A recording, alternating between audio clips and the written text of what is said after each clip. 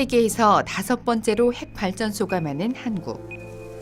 그러나 국토 대비 원전 밀집도를 따졌을 때 한국의 핵발전소 순위는 바뀌게 되는데 압도적인 차이로 전 세계 1위의 자리를 차지한다. 이는 무엇을 뜻할까? 체르노빌 사고가 나면서 핵발전이 얼마나 무서운 건지 위험한 건지를 알게 된 거죠. 그래서 다른 지역들에서 핵발전소를 짓는 거에 대해서 반대를 하게 됩니다. 그렇기 때문에 어떻게 되냐면 이미 들어가 있던 지역에 새로운 지역에다 새롭게 짓는 것보다는 이미 있는 지역에 그나마 추가적으로 건설하는 게 훨씬 더 손쉬웠던 것이죠. 예를 들면 고리 같은 경우에는 계획한 게 다 지어지게 되면은 10개나 12개가 됩니다. 울진 같은 경우에도 10개가 들어가게 됩니다. 이런 지역은 전 세계에 없어요. 핵발전소 밀집도가 높은 한국에서 후쿠시마와 같은 사고가 난다면 직접적 피폭 피해자만 343만 명에 이른다는 끔찍한 통계가 나온다. 국토의 20%는 도쿄가 포함이 되는데 그게 고농도 오염 지역입니다. 그리고 이 도쿄가 포함된 고농도 오염 지역의 넓이가 남한 넓이입니다. 이건 뭘 의미하냐면 만일 한국에서 핵사고가 나면 남한 전체가 고농도 오염 지역이 된다. 이걸 의미합니다. 그래서 만일 핵사고가 나면 우리 국토는 살 수 없는 땅이 된다. 이렇게 봐야 됩니다. 사고의 위험성을 알고도 한국은 핵발전소를 유지, 확대하는 이유는 무엇일까? 그 답 중 하나는 바로 전기료에 있다.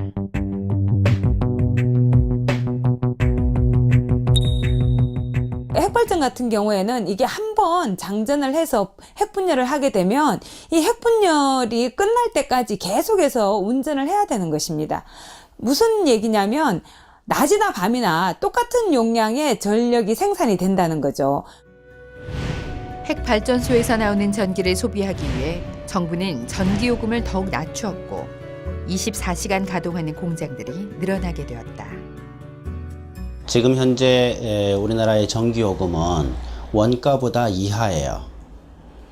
그래서 전기요금이 낮기 때문에 전기를 많이 팔수록 한전 적자폭이 커지는 거죠. 한전의 적자폭은 국민 세금으로 메꾸게 돼 있어요.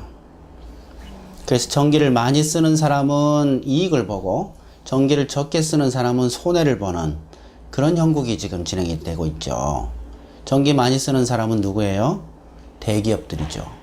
그러니까 지금 낮은 전기료는 정상적인 요금이 아니라는 거예요. 그럼 분명히 지불해야 될 비용이 있는데 그걸 지불하지 않아서 낮은 요금이 된 거죠. 무슨 말씀이냐면 핵발전 단가를 무엇으로 얼마로 계산하느냐 이게 문제인 거예요. 근데 우리나라의 핵발전 단가에는 사용 후 해결료를 처분하는 데 들어가는 비용이 충분히 반영되어 있지 않고요. 그 다음에 사고가 났을 때 보상비 같은 것도 전혀 반영이 되어 있지 않고. 체르노빌 사고 후 30년이 다 돼가지만 완벽한 사고 처리는 아직 먼 얘기다. 더 이상의 방사능 노출을 막기 위해 들어가는 비용만 우리나라 돈으로 약 22조 원.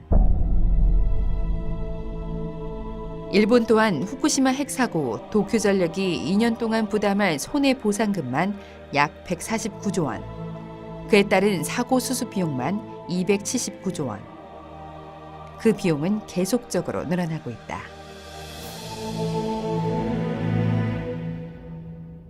한국 또한 핵발전소 사고 수습 비용과 핵연료 폐기물 처리 비용을 포함해 올바르게 발전 단가를 책정한다면 핵발전소를 지금처럼 값싸게 이용할 수 있을까?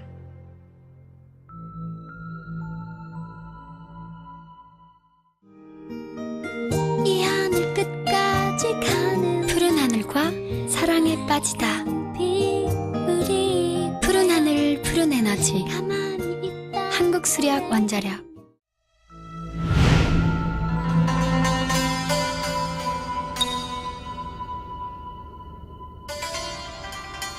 원자력 발전소를 하면은 거기서 핵폐기물이 나옵니다. 이거는 크게 둘로 나눕니다. 하나는 고준위, 나머지는 중저준위. 고준위는 10만 년간 보관해야 돼요.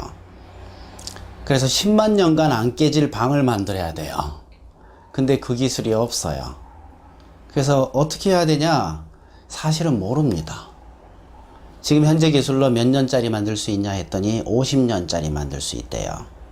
50년에 한 번씩 몇 개 만들어야 10만 년 지나갈까 계산해 봤더니 2,000개 만들어야 돼요. 고중지방 폐장 2,000개 만들어야 됩니다. 우리나라에서. 하나 만드는데 1조 원 들거든요. 2,000조 원의 돈이 필요해요. 핵쓰레기는 우리가 만들었잖아요. 우리 세대가. 그럼 그거 치울 돈도 우리가 남겨놔야 되잖아요.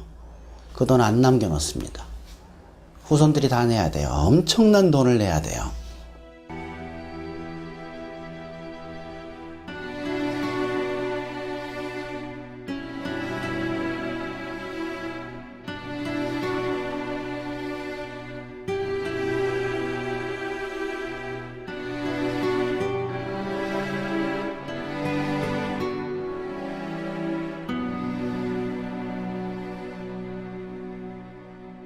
생명이 하느님이 우리에게 맡겨주신 가장 큰 가치인데 내 자손만이 아니라 내 옆에 있는 사람들, 내 이웃들의 생명도 지켜야 하는 게 우리들의 소명이고요.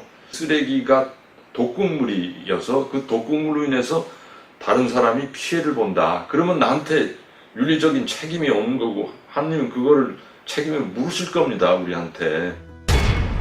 후쿠시마 사고 후 단계적 탈핵을 다시금 선언한 독일. 메르켈 총리는 2022년까지 독일의 모든 핵 발전소를 폐쇄하기로 결정하였다.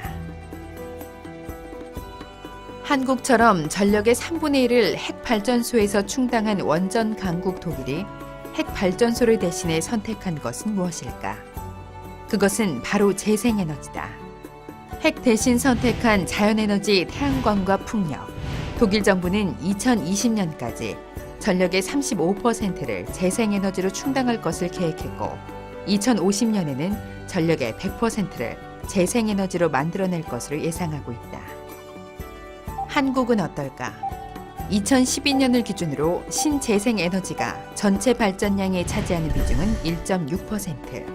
그래서 사실은 우리나라 국토의 2% 정도만 태양광으로 해도 우리가 필요한 에너지를 자급자족할 수 있다. 이런 분석 결과도 있습니다. 세계 핵발전소 강대국 프랑스. 전력의 80%를 핵발전에서 해결했던 프랑스가 2014년 10월 미래 세대를 위한 매우 중대한 결정을 내린다. 프랑스마저 탈핵으로 돌아선 지금 한국이 가야 할 길은 무엇일까?